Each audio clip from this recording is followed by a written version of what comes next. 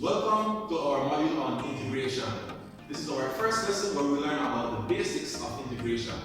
So the first thing we need to know is that integration is the opposite of differentiation. I mentioned to you guys before, but calculus was actually invented by a couple of persons, right? The more famous guy was Isaac Newton. You know him from physics. And the less famous guy was Wilhelm Gottfried von Leibniz. Yeah, you haven't heard of him before, right? And it's a shame, with a name like that, it should be all over the place.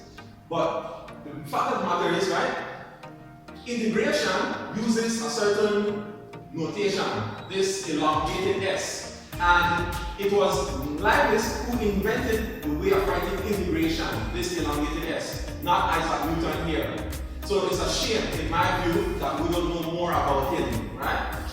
So what is integration about? Well, remember how when we learned about differentiation, we first learned that differentiation tells you the gradient of a curve at a point. In particular, it was the same thing as the gradient of the tangent line to the curve at a point. Well, integration, its usefulness is finding the area under a curve.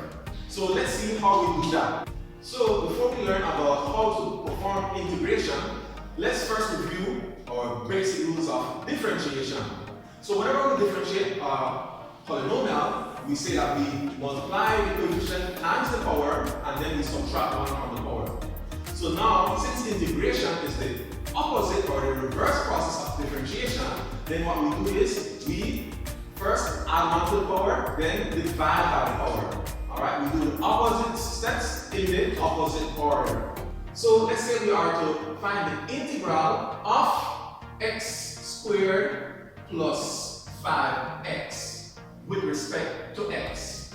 How do we find something like that? We integrate each piece individually by applying that rule. Let me repeat the rule again. We first add 1 to the power, then divide by that new power.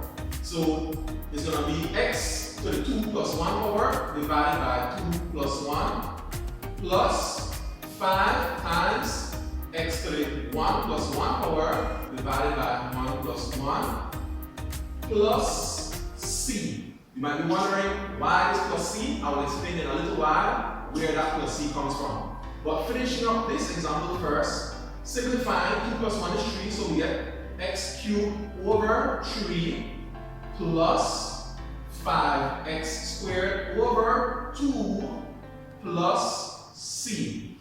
So that is done. We cannot simplify by adding any of these terms. This is an x cubed term, this is an x squared term.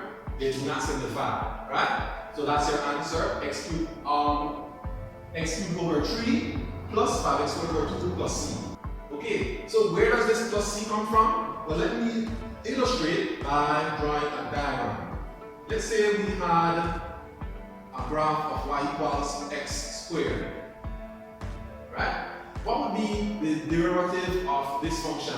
Its derivative, y prime, will be 2x. Let's say maybe we had another one. Let's say it was y equals x squared plus 5. What would its derivative be? It would be y prime is also equal to 2x. Remember that the derivative of a constant is 0. One more. Let's say we had the derivative, let's say we had the function y equals to x squared minus 10. What would be the derivative of this function? Again, y prime is equal to 2x. So, from this we see that all of these have the same derivative. How does that come into play with the plus c? Well, when you are integrating, you are finding the opposite of differentiation, or what we call the antiderivative. So if you were to say what function has a derivative or a gradient of 2x, it could be the x squared minus 10. It could be simply the x squared, technically plus 0, or it could have been the x squared plus 5. All of these have the same derivative of 2x. So the antiderivative of that could have been any of these three. In fact, it could be an infinite number of functions. I only chose to show 3 of them, but any function that has x squared plus a constant could have been the original function that we differentiated to get 2x. So when you do the opposite of differentiation, which is integration, then you have to add that plus c. It's what we call our constant of integration. Now, let's look at another example. Let's say we are to find the integral of the cube root of x to the 7th power with respect to x. So if we are to find this indefinite integral, as it is called, then we follow our basic rules like before. We know that when we did the differentiation, we have to express this function in terms of a fractional index. So this will be the integral of x to the 7/3 power with respect to x. So when we integrate, we add 1 to the power. So we add 1 to that power, which is 7/3, and then we divide by that new power of 7/3 plus 1. Don't forget plus c. So of course, we're not going to do this as 7/3 plus 1. We need to simplify. So let's simplify 7 over 3 plus 1. We can write that as 7 over 3 plus 3 over 3. Why is it 3 over 3? Well, because 3 divided by 3 is 1. And why did I try to pick the number 3? I could pick any number over itself. Well, I picked 3 because our first denominator was already 3.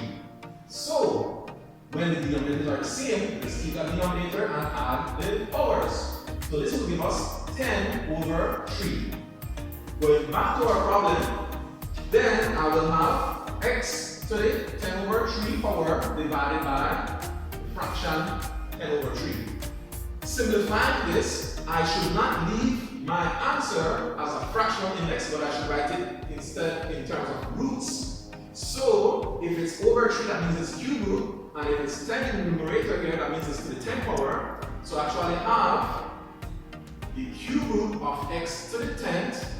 And then this 10/3 at the bottom, I should not have a fraction in my denominator. I should simplify this. So when I divide by a fraction, I reciprocate or flip the fraction and then multiply by that. So instead of being over 10 over 3, it's actually 3 over 10. Don't forget your plus c.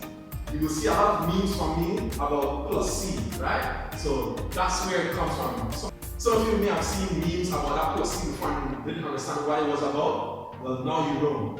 So with that, practice on the problems in the practice document, and I'll see you girls in class.